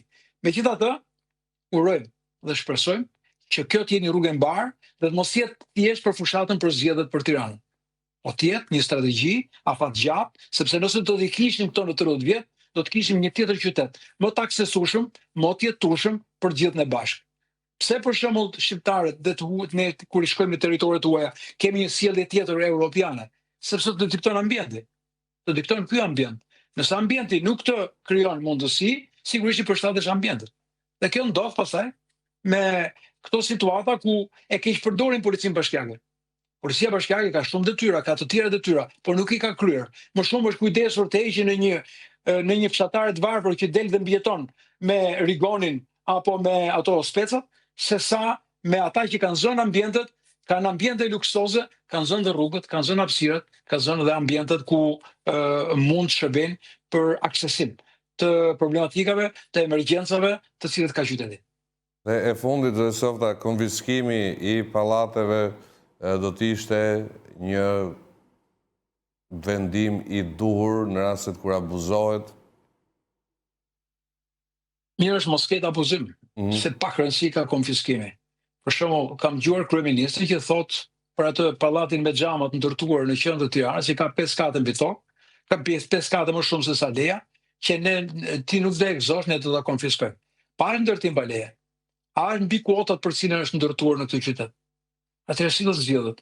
Pse një ndërtim i vet dinamitin, nuk them ti vet dinamitin, por duhet gjesh një zgjidhje. Konfiskimi nuk është zgjidhje, sepse në të kundërt jepi lejen pastaj atij, të paguaj gjitha dëmet që ka dhe të paguaj lejen. Nëse e ke lejuar të vi deri aty. Ka qenë një rast, nuk dua ta them konkretisht, por vajti ministri i Brendshëm dhe përfaqësuesja e pushtetit lokal apo e IKMT-s që shkuan dhe thanë, ja ky pallati këtu është pa leje. Po ai pallati kishte përfunduar. Si është pa leje? Ai pallati vazhdon. Në atë pallat jetohet. E ka marrë shteti, kush e ka marrë? Pas ndodhi asgjë, vetëm për media. Pse nuk donin prapë themi që nga ajo dalje në media, si janë prapë opinion publik, ndodhi kjo gjë. Se pastaj ne dyshojmë që shkojnë, e zgjidhin dhe pastaj nuk e kuptoj dot se çfarë mund të ketë ndodhur, që u zgjidh problemi. Në qartë. Zoti Softa, të falenderoj shumë që isha me ne, shumë kënaqësi të diskutoni. Faleminderit juve. Mirë që ishim me zonin Fation Softa në një diskutim se i takon çështjeve të sigurisë. Ne do të shkojmë në publicitet dhe kthehemi pas pak në studio.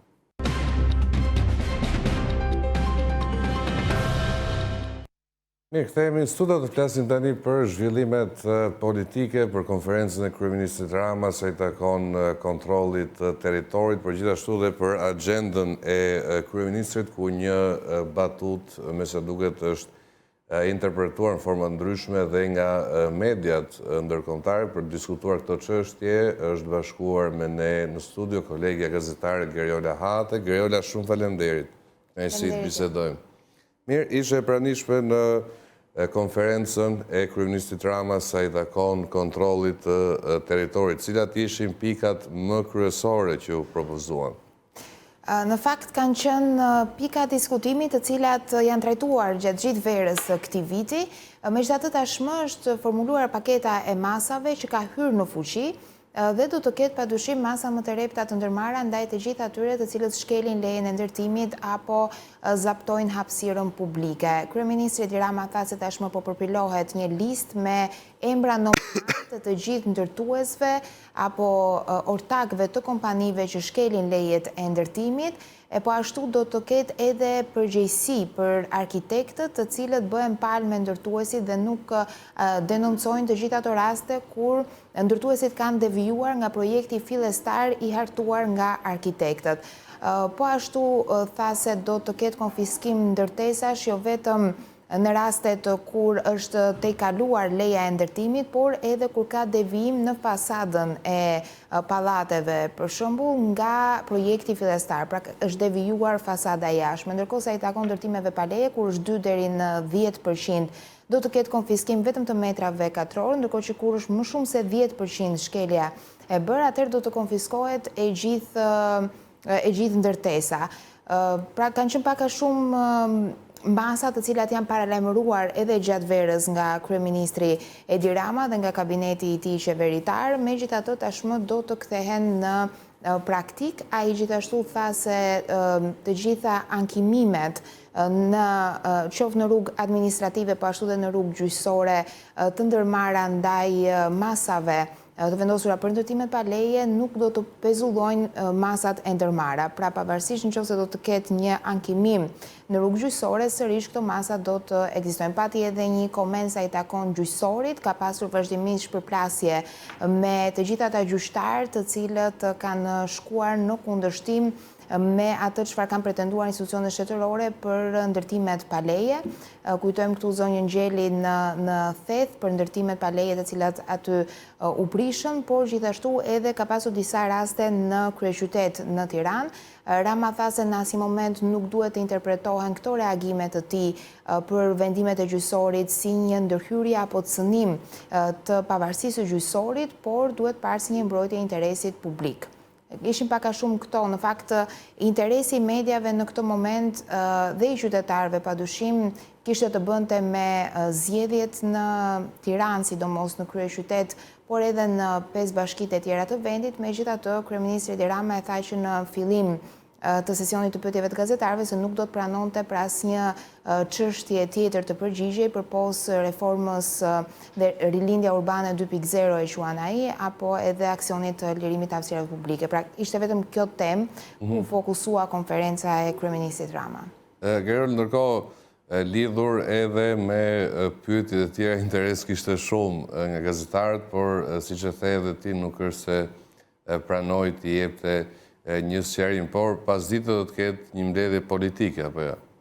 Po, në orën 16:30 do të ketë mbledhje me strukturat e Tiranës të Partisë Socialiste, pasi tashmë socialistët po bëhen gati për të futur në garën elektorale të 9 nëntorit, sikurse është dhe dekreti i presidentit Republikës Bayram Begaj. Megjithatë, ka shumë pikpyetje sa i takon zgjedhjeve të pjesshme në Bashkinë e Tiranës. Kryebashkiaku Erion Veliaj e ka ankimuar jo vetëm vendimin për shkarkimin e tij nga detyra, por ka shtuar në këtë objekt ankimimi në gjykatën kushtetuese edhe dekretin e firmosur nga presidenti Bayram Begaj, sipas asaj çfarë argumenton pala mbrojtëse e zotit Veliaj, bie ndesh me kushtetutën në nenin 115 të saj, ku thuhet se në momentin kur organi i shkarkuar i pushtetit vendor ankimon një vendim për shkarkimin e tij nga detyra, atëherë ky vendim pezullohet. Pra, sipas asaj çfarë argumenton Veliaj, dekreti i Begajt bazohet në një vendim të pezulluar dhe kësaj nuk mund të ketë pasoja juridike. Pra, ky dekret nuk mund të hyjë në fuqi për aq kohë sa është bazuar në një vendim që juridikisht prezumohet të jetë i pezulluar. Gjithashtu argumentonte në ankimimin që ka bërë në gjykatën kushtetuese se nuk është një post personal ajo e kryebashkiakut, por është një vullnet i qytetarëve, është një mandat i fituar me votat e qytetarëve dhe si i tillë nuk mund të përfundojë në këtë formë, pra në një formë të cilën nuk e parashikon kushtetuta. Këto kanë qenë argumentat cilat janë drejtuar gjykatës kushtetuese, ajo e ka regjistruar ankimimin e zotit Veliaj, ka përcaktuar si relatore zonjën Sonila Bejtja dhe tashmë pritet që procesi në gjykatën kushtetuese të vijojë, ndërkohë që të gjitha palët politike po bëhen gati për zgjedhjet e pjesshme në Bashkinë e Tiranës dhe në 5 bashkitë e tjera, duke mos marrë në konsiderat në një farë mënyrë këtë ankimim. Dhe sot në orën 16:30, Partia Socialiste do të mblidhet pikërisht me këtë agjendë në fokus, pra për të bërë gati për zgjedhjet e pjesshme në Bashkinë e Tiranës. Kandidatura e tyre është ajo e Gerta Manaseliut. Deri më tani janë bërë disa anketa, qoftë për figurën e Manaseliut se si perceptohet në publik, por gjithashtu edhe për ato problematika që kryeqyteti ka dhe që do të jenë në fokus të fushatës elektorale, e cila do të zgjasë për shumë pak kohë, sipas afateve të propozuara nga Komisioneri Shtetëror i Zgjedhjeve, por që nesër pritet të kalojnë në Komisionin Rregullator, në Komisionin Qendror të Zgjedhjeve. Do të jetë një periudhë 12 deri 16 ditore, nëse marrim shembull dhe nga era e fundit apo jo? Mund të jetë edhe më e shkurtër se kaq, megjithatë nesër do të vendoset përfundimisht nga Komisioni Rregullator dhe më pas pritet të dalin me procedurë të përshpejtuar të gjitha aktet e tjera rregullatore për zgjedhjet e pjesshme në Bashkinë e Tiranës. Mandati komisionerëve të Komisionit Rregullator përfundon në datën 5 tetor dhe pritet që ndërkohë të kemi edhe hapa të ndërmarra nga Kuvendi për zvendësimin e tyre, pasi Komisioni Rregullator në KQZ është një nga 3 shtyllat kryesore të mbarvajtjes së zgjedhjeve.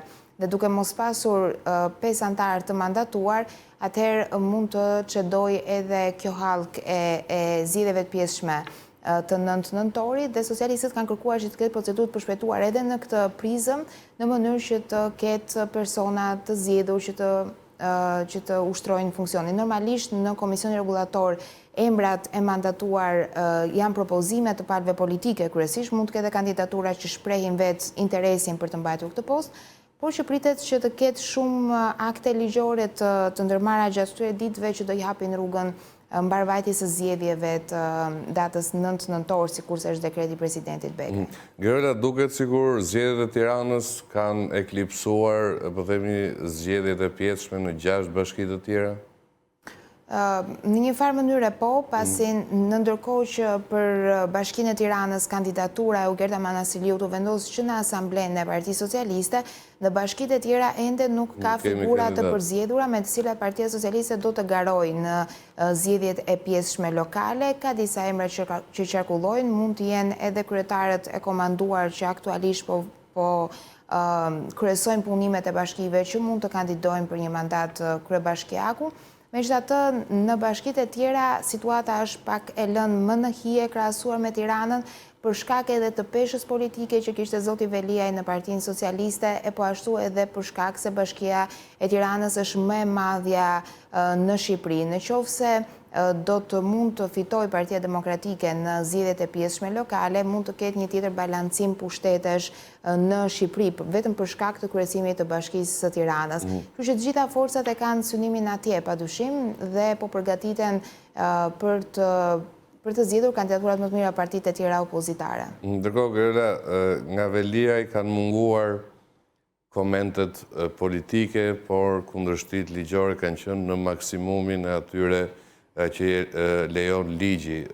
Ka më një raport mes Ramës dhe Veliajt, mes Veliajt dhe Partisë Socialiste? Në fakt, në një letër që zoti Veliaj i drejton të Këshillit Bashkiak, thoshte se duat të heq nga përgjegjësia Partinë Socialiste dhe këshilltarët bashkiak të Partisë Socialiste. Megjithatë, ajo çfarë perceptohet në publik është një marrëdhënie që tashmë nuk është më si më parë mes Veliajt dhe Ramës, dhe kjo në fakt u vu re që në momentin kur Rama hoqi nga drejtimi i fushatës, pra nuk ja la më ekskluzivitet vetëm Veliajt drejtimin e fushatës në qarkun e Tiranës, por vendosi dhe bashkëdrejtues, flas për fushatën e 11 majit. Vendosi Manasiliun dhe Spiropalin, pra në një farë mënyre nuk e la më vetë Veliajin që të udhëhiqte fushatën për zgjedhjet parlamentare të 11 majit. Deri në këto momente, në momentin kur nuk ka një dakordsi mes të dyja palëve, që zoti Veliaj t'i jap dorëheqjen apo të ketë një konsensus për mënyrën se si do të vijojnë punimet e Bashkisë së Tiranës në momentin kur ai mbahet në masën e sigurisë Ares në Burg, padyshim që të jep idenë që ka një përplasje të tillë mes Veliajt dhe zotit Rama, megjithatë publikisht Rama ka pranuar shkelje që janë kryer në procesin gjyqësor të mbajtur ndaj zotit Veliaj në dosjen hetimore ndaj tij dhe mënyrën se si janë marrë dëshmitë e dëshmitarëve, e po ashtu dhe Veliaj në letrat e drejtuar Këshillit Bashkiak apo në ato pak reagime që ka pasur publikisht, nuk etiketon vetë kryeministrin Rama për ndonjë problematik. Ai e lidh gjithë situatën e krijuar, gjithë ngërçin e krijuar në Bashkinë e Tiranës me mënyrën se si janë ndjekur hetimet nga gjyqësori dhe me problematikat që sistemi gjyqësor ka. Pra, sipas tij, masa e sigurimit e vendosur Ares me Burg është e padrejtë, e pabazuar në fakte dhe në prova dhe po e privon nga ushtrimi i detyrës. Nga ana tjetër, socialistët e kanë thënë disa herë edhe vetë kryeministri Rama që ka një domosdoshmëri për të pasur një të zgjedhur me votën e qytetarëve në krye të Bashkisë së Tiranës, duke qenë se është bashkia më e madhe në vend. Gerela, do të ndaleshim pak edhe tek një moment i fiksuar nga mbledhja e komunitetit politik evropian, ku Rama në një batut në pranit presidentit Azerbajxhanit, Aliyev dhe presidentit Francës, Emmanuel Macron, duke sikur në një formë bënte shaka ose tallej në gjykimin e disa medjave prestigjioze ndërkombëtare si Politico, për shembull, dhe media të tjera me ndikim në Europë dhe në Amerikë dhe në të gjithë botën. Rrjedhimisht, u desh që Rama të postonte gjithashtu një sqarim relativisht të gjatë për postimet e zakonshme në platformën X. Çfarë bëri përshtypje ka qenë ndoshta përtej parashikimit të Ramës për masa që mori kjo batut? i referohet nga tresës që Trump bënte mes Armenisë dhe Shqipërisë kur fliste në marrëveshjen e paqes mes Armenisë dhe Azerbajxhanit.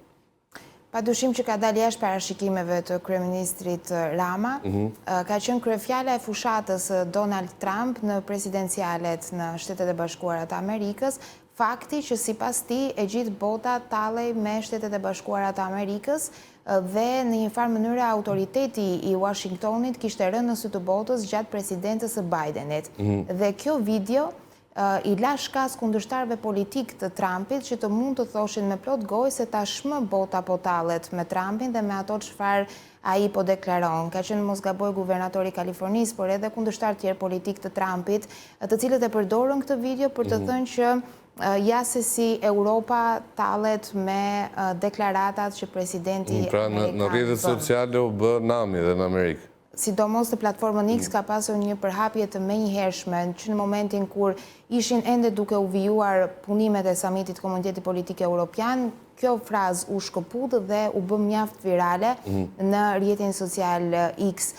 Zoti Trump e ka thënë në mos gaboj diku tek 3 herë ka bërë këtë lapsus, këtë batut edhe me fundit në një intervistë të Fox News ku ngatronte Armenin me Shqipërinë dhe thoshte që kam arritur të vendos paqen mes Një shprehje urtë diplomatike thotë që Amerika ka drejt dhe kur e ka gabim. Është interesante që edhe gazetari i Fox Newsit nuk e korrigjonte në fakt kur e bënte këtë lapsus zoti Trump, po edhe shërbimet e tij në presidencë si duket nuk e kanë vënë në dukje këtë lapsus që ka bërë her pas here përderisa Trumpi e përsëriste vazhdimisht. Dhe për këtë arsye mori një përmas mjaft të madhe kjo batut e kryeministit Edi Rama ku i kërkonte Macronit me ironi që të kërkonte falje për faktin se nuk e ka uruar ende për paqen e vendosur mes Azerbajxhanit dhe Shqipërisë dhe madje shtonte se presidenti Trump ka bërë një punë shumë të madhe për të arritur këtë paqe me nota ironike gjithmonë. Dhe kjo padyshim që u keq interpretuar. Macron u ndjen siklet ngjëra nëse e analizojmë pati një shpull me nota diplomatike, nëse mund ta cilësojmë si të tillë. Batut që vurin siklet ndoshta dhe presidentin francez kur dihet që mes Trump dhe tij ka patur një marrëdhënie goxha të tensionuar, goxha pozitive hera herës, por gjithmonë jo në një vijë lineare. Presidenti francez duke pak i vendosur më në siklet krahasuar me Ilham Aliyev të Azerbajxhanit që ishte totalisht në kuadrin e humorit edhe mori shumë të qeshur atë batut të bërë nga kryeministri Rama. Ndërkohë që Macron duke pak i vendosur më në siklet, ndoshta ishte edhe në dieni të kamerave të cilat ishin duke e xhiruar këtë moment mes tyre. Edhe për këtë arsye ka bërë edhe atë shuplakën e lehtë ndaj kryeministit Rama që është bërë më pas edhe virale në rrjetet sociale. Ndërkohë, Rama në postimin e tij u duk sikur po themi u përpoq ta tjetërsonte qëndrimin e vet apo dha një sqarim mbi atë që realisht nuk kuptoi. Dhe a mund të jetë kjo e rrezikshme po themi për marrëdhëniet me një administrat që nuk toleron, po themi në raste të tilla. Në gjykimin tim, shkrimi i Ramës ka qenë më shumë sqarues dhe mendoj që realisht ajo batut e thënë ka qenë realisht në kuadër të një shakaje dhe nuk është menduar që do të merrte këto përmasa që mori në rrjetet sociale. Kryeministri Rama bëri një sqarim të gjatë për të thënë pikërisht këtë se çdo komunikim i atyre momenteve me Macron dhe me Ilham Aliyev ka qenë në kuadër të humorit dhe ndërkohë evidentoi se presidenti Trump ka luajtur një rol mjaft të rëndësishëm në vendosjen e paqes mes Armenisë dhe Azerbajxhanit, por edhe mes vendeve të tjera është duke punuar proaktivisht për të arritur paqe në mbar botën. Në një farë mënyre pra u mundua të shfaqsohej apo të tregonte realisht kontekstin e asaj çfarë kishte thënë në samitin e Komunitetit Politik Evropian. Nuk mendoj se do të ketë një impakt të qëndësishëm në marrëdhëniet diplomatike mes Shqipërisë dhe Shteteve të Bashkuara të Amerikës, pasi këto janë marrëdhënie të bazuara në mbështetje reciproke dhe janë thelluar që vite më parë. Pra nuk mundet një batut të dëmtoj marrëdhënie diplomatike mes shteteve, por ajo çfarë shihet mendoj se me administratën e Bidenit, Shqipëria ka pasur një marrëdhënie më të afërt edhe më të shëndetshme krahasimisht me Trump, i cili jo vetëm me Shqipërinë, po thuajse edhe me shumë shtete të tjera ka një politik të jashtme më të ftohtë edhe më pak ndërhyrëse në punët e brendshme të shteteve të tjera. Për këtë arsye dhe pak muaj më parë i këshilloi të gjitha ambasadat e Shteteve të Bashkuara të Amerikës në përballë që të mos jepnin deklarata që mund të interpretoheshin si ndërhyrje në çështje të brendshme apo si ndërhyrje në procese elektorale. Pra përpiqet të ketë një politik të jashtme më të ftohtë, është biznesmen në ideologji dhe përpiqet të rrisë maksimalisht ekonomikisht Shtetet e Bashkuara të Amerikës, pa marrë parasysh shumë se çfarë ndikimi ka në shtetet e tjera të botës. Dhe e fundit, Gerol, batuta ka qenë vazhdimisht një armë në thonjza e Ramës në samite të tilla dhe në fotoalbumin që publikoi, zakonisht ishin Rama që fliste dhe të tjerët që qeshtin. Po, është edhe mënyra se si ka arritur të evidentohet më shumë në arenën ndërkombëtare, pasi Shqipëria ka pasur një pozicion pak më në hije vite më parë në arenën ndërkombëtare dhe ndoshta kanë qenë edhe këto batuta apo shaka që Rama ka bërë në samite të ndryshme, cilat e kanë vënë më shumë në qendër të vëmendjes. Por nuk mjafton vetëm kjo, pasi Shqipëria në arenën ndërkombëtare, sidomos në tryezat në Bashkimin Evropian, ka një sër detyrimesh që duhet të përmbush, pavarësisht nëse kryeministri ka marrëdhënie të shëndetshme apo të mira me udhëheqësit e Unionit Evropian, sërish është një proces i bazuar në merit, edhe ku Shqipëria duhet të përmbush të gjitha direktivat e Unionit Evropian përpara se të ketë një dritje shile nga vendet e Unionit për integrimin e saj në Bashkimin Evropian. Pra nuk mjaftojnë vetëm batutat edhe të qenit komik në samite ndërkombëtare. E qartë, Gerola, shumë faleminderit që ishe me ne, shumë kënaqësi të bisedonim. Mirëmiq, do të ecim më tej, do të shkojmë në një tjetër hapësirë publicitare, kthehemi vetëm pas pak në studio.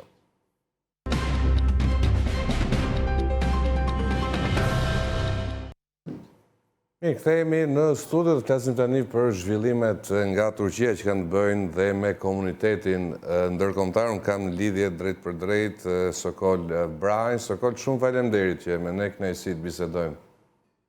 Përshëndetje dhe përmoqën e si Gjoj.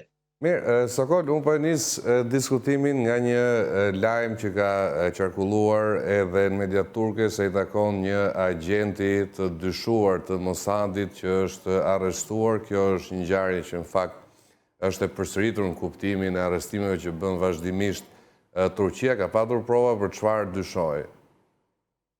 Po, në fakt, Gjoj, këta janë për konsum të mrenshëm, për përdojnë edhe një, si të asajt, një vërejtje për përjashta.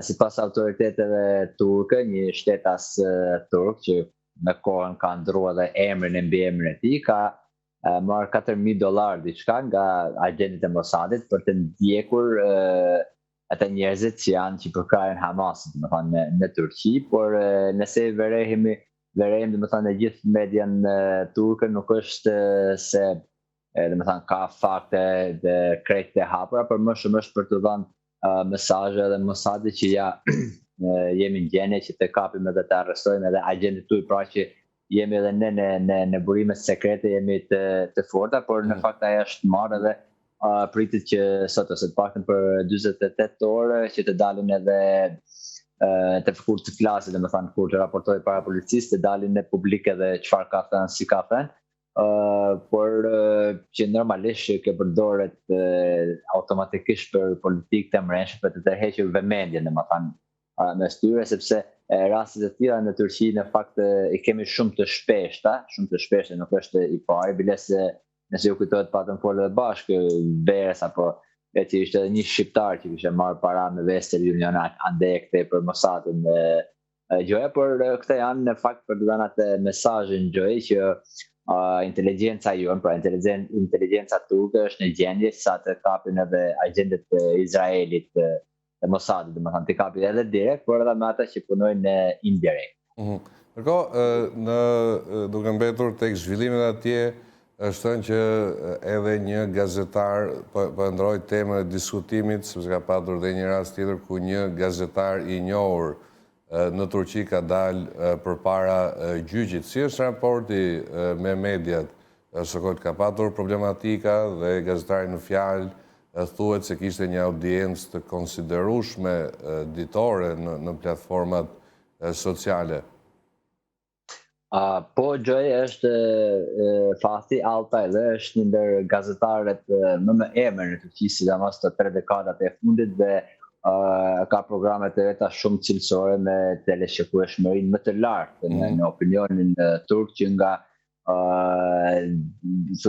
programe shkencore me shkencëtarët më të mëdhenj, jo vetëm turk, por edhe të botës.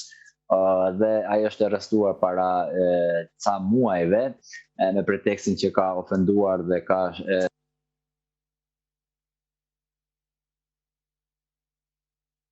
Okej. Presim edhe pak qatë, se sa ta kemi sërish me audio Sokolin, patëm një shkëputje të komunikimit, nuk e din se e kemi direkt, apo të japim kohë regjis, apo të ristartojmë lidhjen direkte. Sokol, besoj dëgjojmë. Po, edhe është me akuzën se ka ofenduar presidentin Erdogan dhe sot ka pas ditën e gjyqit, ku vendimi i gjykatës, i trupi gjykues ka qenë të ende të qëndrojë në arrest, pra domethënë të qëndrojë në burg. Dhe kjo është edhe një ndër në fakt edhe ndër lajmet kryesore të ditës së sotme, por nëse i kthehen pyetjes tuaj, veprimet e tilla të pozitës kundra gazetarëve nuk është se është një gjë e panjohur, domethënë në opinionin turk, sidomos opozitarët vazhdimisht cenohen nga drejta e fjalës, po ashtu këtu arrestohen shumë të tillë, jo vetëm thjesht gazetarë, por edhe njerëz si influencat e mediave sociale të kështu, dhe gjithë kjo bëhet preteksti që ofendojnë apo shajnë presidentin, sepse këtu presidenti mbrohet me ligj, pra nuk e ke të drejtën ta ofendojnë presidentin, dhe nëse ofendon presidentin, pastaj përballen me ligjin dhe përballen edhe me burg, por raste të tilla kemi të shumta në fakt Gjoj këtu. Sa është mundësia, por gjithsesi shumë kolegë tanë edhe të pozitës në fakt thanë që Fathi Altay është një gazetar me emër dhe okej, mund të vazhdojmë procesi gjyqësor, por të lihet i lirë në shtëpi, por ende gjykata ka vendosur që të jetë ende në arrest. Sokol, duke futur tek çështjet politike, lexova analizë në disa media ku flitej për Hakan Fidan si një lloj pasuesi të Erdogan. Është e vërtet diçka e tillë, kujtojmë që ky i fundit është i pranishëm gjithashtu dhe në samite me rëndësi, ku Erdogan zgjedh të mos shkojë. Një prej këtyre rasteve është dhe samiti i komunitetit politik evropian, ku Erdogan çuditërisht na nderoi me pjesëmarrjen në Tiranë, por tek asnjë tjetër nuk ka shkuar. Madje disa media flasin edhe për komplot të mundshëm, diçka që tingëllon e çuditshme, pasi Fidan është parë shpeshherë si një lloj besnik ndaj presidentit. Po, Gjoj, në fakt në çdo shtet lufta brenda llojit është shumë më e egër se sa me opozitën, edhe në fakt edhe pse qeveria e zotit Erdogan e ka vërë në opozitën në kënd, tamam, dhe tash nuk ka frikë se do të humbin koltukun e tina, tash ka fillua dhe lufta brenda llojit, ku në fakt këto janë edhe me kolegun tanë, në korrespondentin e një televizionit turk NTV-s, korrespondenti i Washingtonit, ku ishte vizita vetë zotit Erdogan me zotin Trump në ofisin oval, dhe aty nuk e di që Deutsche Welle kishte kamerat hapur dhe ashtu foli me kolegun e tij, tha çfarë morë me ne këtu, thanë ashtu, dhe ta me merr me thanë, tha morë me ne, s'morë mas i gjata, vetëm se erme dhe lame, dhe më thanë çfarë kërkoi Amerika, ja dhame, por është shumë interesante, thotë ai. Kolegu jonë thotë që këtu në shtëpinë e barë për luhet për 3 kuaj, pra për domethënë për 3 njerëz kryesor, pasardhës të Erdoganit, ku pika e parë është Hakan Fidani dhe vetë ai aty ishte në prani, po ashtu është edhe djali i Erdoganit edhe ndër Erdoganit, ky që ka këto të industrinë e armëve, Bayraktar. Po, Bayraktar, industrinë e armëve, dhe normalisht që nëse referohen për shembull në mediave ku muajin e kaluar, pra gjatë muajit shtatori, mediat më kryesore të Turqisë kanë ndruar dorë, janë sekuestruar pra nga shteti, është marrë nga filani dhe është dhe filanit dhe kjo flitet që është një luftë brenda llojit. Pra Hakan Fidani që dihet që ka qenë edhe prej dekadash, ka qenë një dekadë, ka qenë edhe shef inteligjencës turke, ku shumë persona, qoftë në Ballkan apo edhe në Europë, quajnë si kutia Pandorës së Turqisë, domethënë ka të gjitha të dhënat e ka doset për qoftë për Erdoganin, qoftë për fëmijët e tij, qoftë për të gjithë tjerë, për pozitë dhe për opozitë, dhe kështu që ai duket që është më i fortë, por në fakt është edhe një tjetër që është anashkaluar prej dekadash, është Ibrahim Kalani, që tashmë është shef i inteligjencës turke, i mitit turk, po ashtu edhe djali Erdoganit dhe dhëndri Erdoganit. Domethënë janë kandidatë të plot, por nëse referohemi domethënë të 23 vite që presidenti Erdogan është në qeveri i vetëm dhe ka nxjerrë shumë, domethënë si themi ne, ka nxjerrë shumë kandidatë në treg, domethënë është ky, ishte Hakan, ishte Ahmet Davutoglu, ishte Abdullah Güli, ishte Binali Yıldırım të gjithë, dhe ku janë këta? Ata janë të gjithë larguar sot?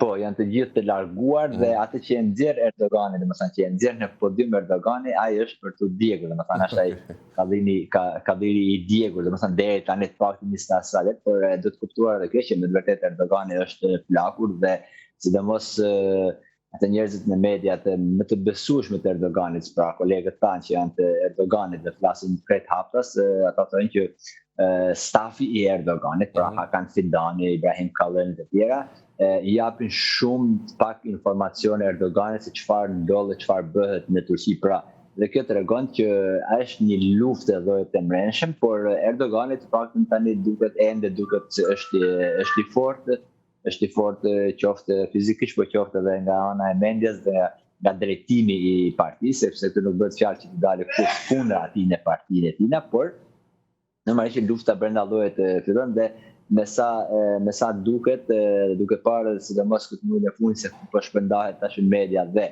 atë në turqisht quhen trollet, gazetarët troll që flasin për atë për tjetrin, duket që ka një çarje, domethënë që ende nuk janë dëgjuar krismat, por në fakt ujiti rrjedh nga poshtë dhe ka lagur, domethënë totalisht vendin nga poshtë, vetëm pritet që kur të dalin në fat dhe më kryesore ndër të duket dhëndri i presidentit Erdogan, sepse ai po thua se çdo muaj apo çdo 2 muaj një po bën panajire shumë të mëdha në çdo qytet të Turqisë për të industrinë e armë, avionat, dronet e të gjitha, pra promovon veten sa më shumë. Gjatë në kohë dhe Hakan Fidani është, por Hakan Fidani duket sikur i është dobësuar pak dora për shkak që bëri një gafë fatale domethënë në Turqi, ku shumë ekspertë njohjes të politikës e mërshme turke, domethënë thonë nuk ishte gabim i tij, por ishte totalisht me qëllim kur u kthye nga Amerika, që bëhet fjalë domethënë gjithë bota din që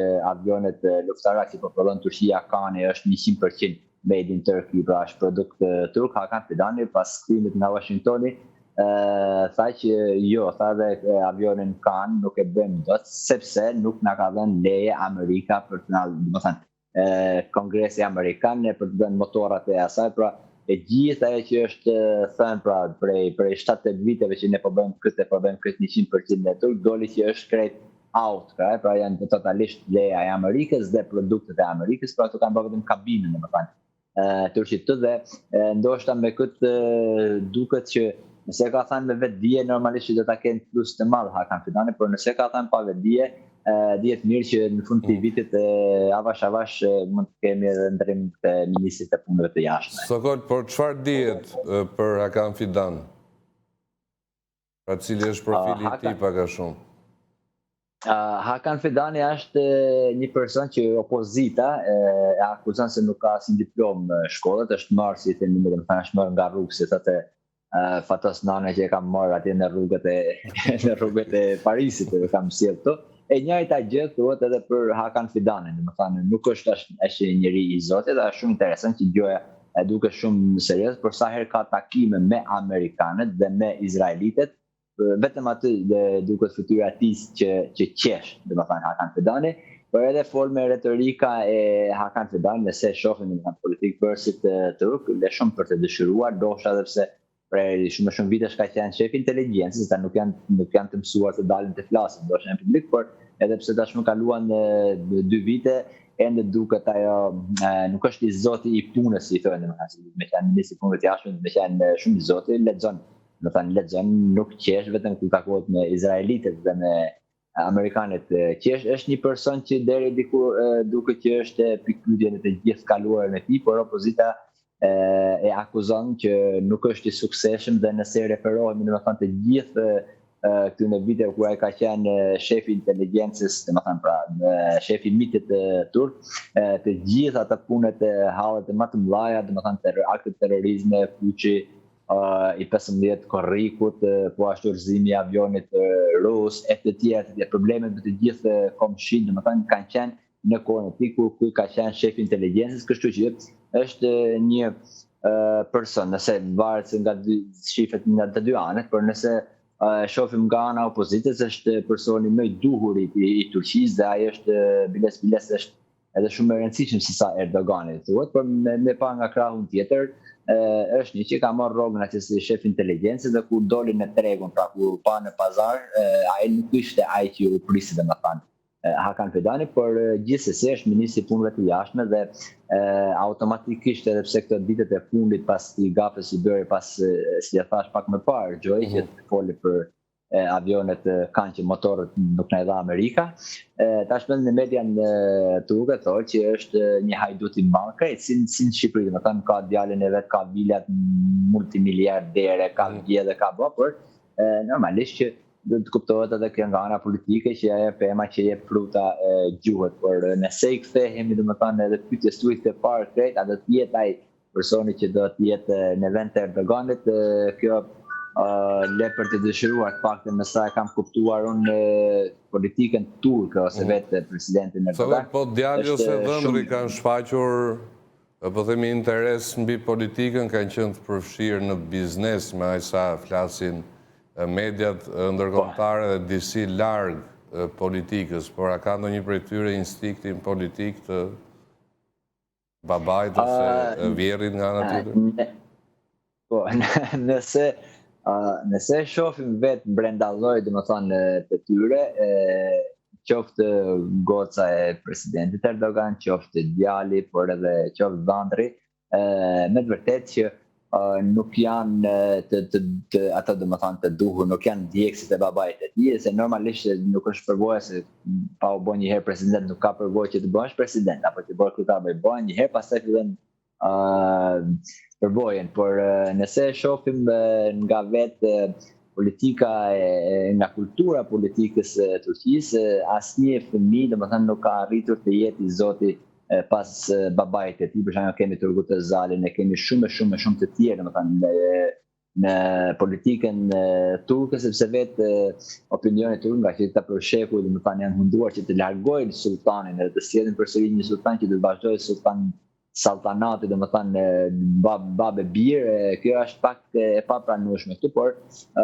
normalisht që me këtë opozitë që tashmë është kelmuar nga të gjitha anët, lufta brenda llojit mund të japin edhe një ngjyrë krejt tjetër politikës turke, por të paktën edhe zgjedhjet e ardhshme nuk pritet që të kemi një ndryshim, por do të vazhdojë ende Erdogani, por thuhet në fakt që se është edhe presidenti i Republikës, por në njëjtën kohë është edhe kryetari i partisë